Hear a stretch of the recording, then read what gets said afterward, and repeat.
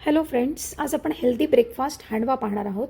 यासाठी लागणार आहे 1 वाटी तांदूळ, 1 वाटी उडीद डाळ आणि 1 वाटी हरभरा डाळ. हे सम प्रमाणात घेऊन स्वच्छ पाण्याने धुवून आपल्याला एक 5-6 तासांसाठी वेगळे वेगळे जिन्नस भिजत टाकायचे आहेत.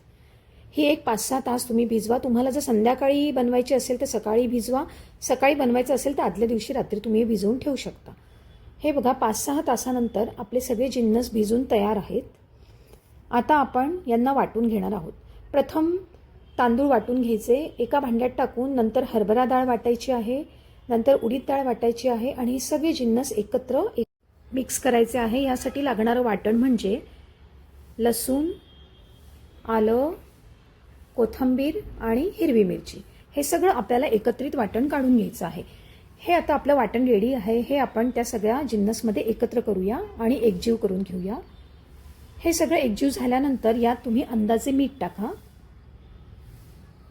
आणि हे फ्लफी होण्यासाठी आणि सॉफ्ट होण्यासाठी आपण त्यात इनो वापरणार आहोत. इथे तुम्ही 1 टेबलस्पून म्हणजे 1 पोह्याचा चमचा इनो वापरू शकता. हा 1 पोह्याचा चमचा इनो आपण यात ॲड करणार आहोत आणि हे टाकल्यानंतरही आपण हे जिन्नस सर्व एकत्रित करायचं आहे.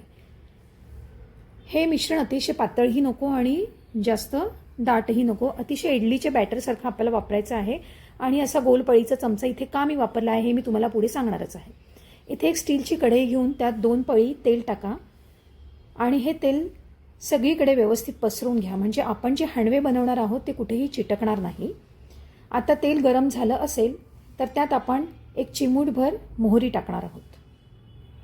ही मोहरी तडतडली की लगेच त्यात आपल्याला तीळ टाकायचे आहेत आणि वरतून लगेच 1 पळी आपल्याला ते तयार केलेले मिश्रण त्यात टाकायचे आहे. याच्यासाठी पळी आपण वापरली आहे.